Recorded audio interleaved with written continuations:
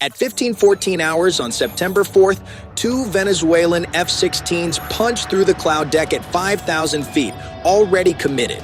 This was not a flyby. This was not a warning pass. It was a textbook hook attack. The lead aircraft rolled inverted and pulled hard, driving downhill toward the stern of the American destroyer below. His wingman split off at the same instant, diving toward the water to fracture the ship's defensive focus. Two aircraft, two angles, one ship. A classic bracket attack, drilled into fighter pilots since the Cold War.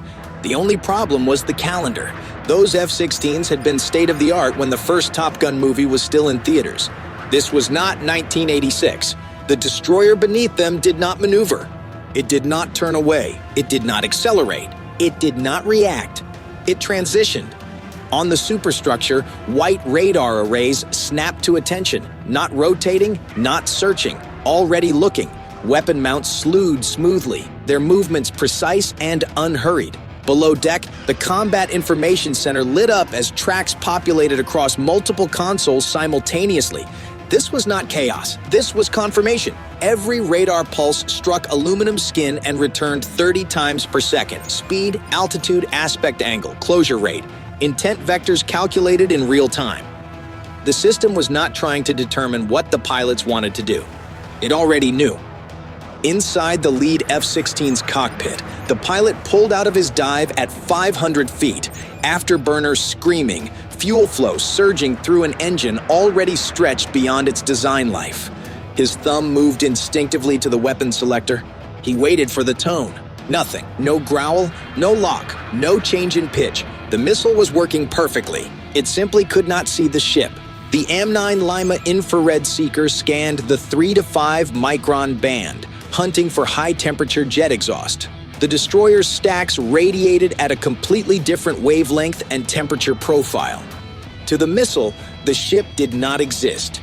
Even if it had, the range wouldn't have mattered.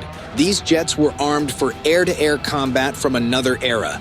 Modern F-16s carried missiles with off-bore sight capability, helmet-mounted cueing, and double the reach.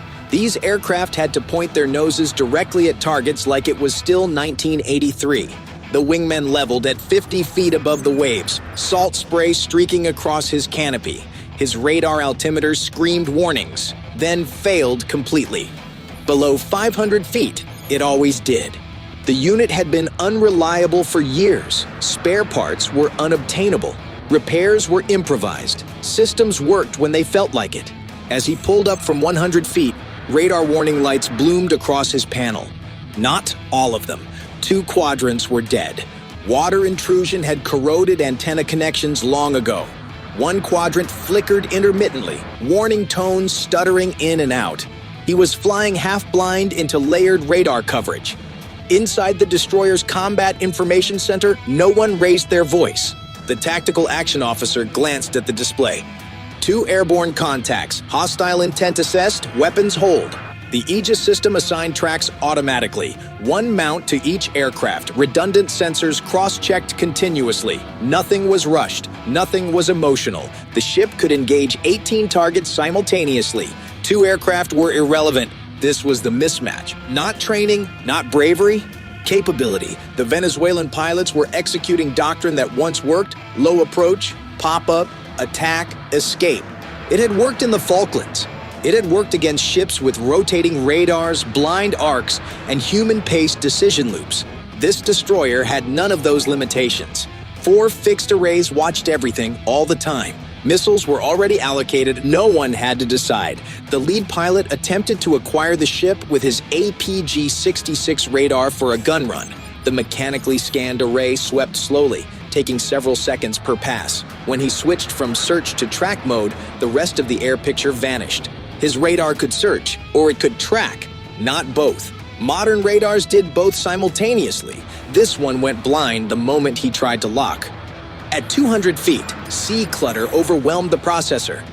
Every wave returned an echo indistinguishable from terrain. The ship appeared, vanished, reappeared somewhere else entirely.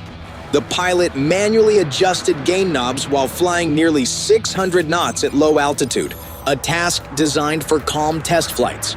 Not this. Inside the CIC, the fire control solution was already complete. Time to intercept, 1.3 seconds. Burst length, 97 rounds. Intersection accuracy, within centimeters.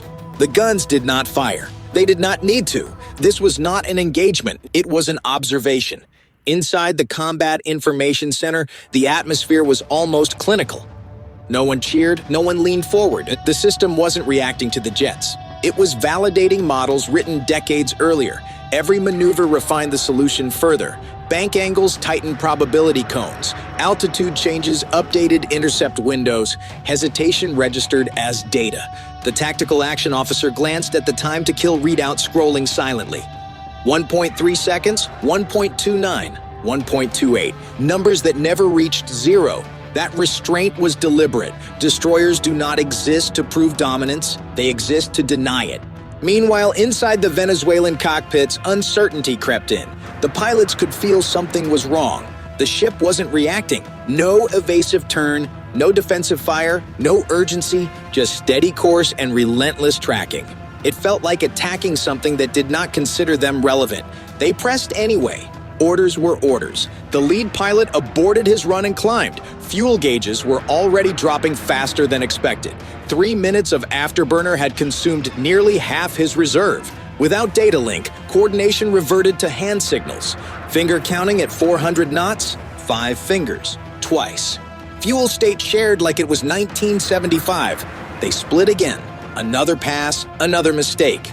This time, the destroyer activated electronic warfare. The Venezuelan radars operated on fixed frequencies, unchanged since the Reagan administration. There was no agility, no hopping, no protection. The destroyer didn't blanket jam. It rewrote the environment. False targets appeared, then multiplied, then split, then vanished. One ship became 3, 3 became 5, 5 became none. Inside both cockpits, confusion mounted.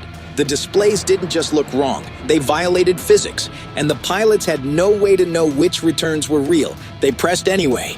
The lead aircraft dove again, accelerating past 550 knots. The airframe shuddered, not from speed, but from age. Decades of deferred maintenance flexed through the fuselage. Hydraulic pressure fluctuated. A sharp metallic crack echoed behind the cockpit. Probably non-critical. Probably. The flight control system compensated sluggishly. Analog circuits doing their best to imitate digital authority. Inside the CIC, junior sailors watched quietly. This wasn't exciting. It was educational. The jets thundered past the ship, accomplishing nothing except broadcasting their limitations. Every emission was logged, every frequency cataloged, every tactical error preserved. The encounter ended without a single shot fired. But it wasn't finished. The next day, they returned. Same pilots, same aircraft, same constraints. This time, the failures were worse. Navigation drift measured in tens of miles. Displays freezing mid-maneuver. A compressor stall on climb that shook the cockpit violently. Engines far beyond overhaul limits protesting sustained stress. The destroyer detected them at takeoff. An E-2 Hawkeye tracked them immediately. Undersea sensors recorded engine acoustics. High-altitude drones streamed infrared footage to analysts thousands of miles away. The Venezuelan pilots were not threatening a ship. They were delivering intelligence. Inside the CIC, the tactical action officer barely spoke. "Maintain course! Monitor!" On the final run, the lead pilot pushed harder. Too hard. The engine stalled again. This time, it did not recover. 6,800 hours. The turbine had reached its end. The aircraft yawed violently. Warning lights cascaded across the panel. The pilot pulled back, trading speed for control. He was now approaching a modern destroyer in a wounded aircraft with minutes of flight remaining.